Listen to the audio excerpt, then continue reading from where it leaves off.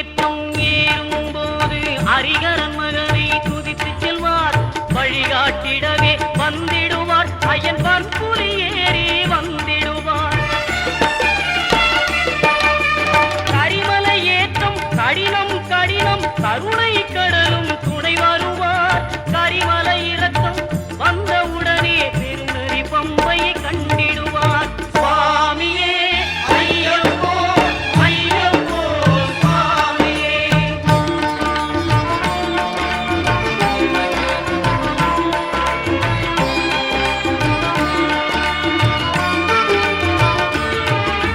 கங்கை நதி போல் புண்ணிய நதியாம் பம்பையில் நீராடி சங்கரன் மகனை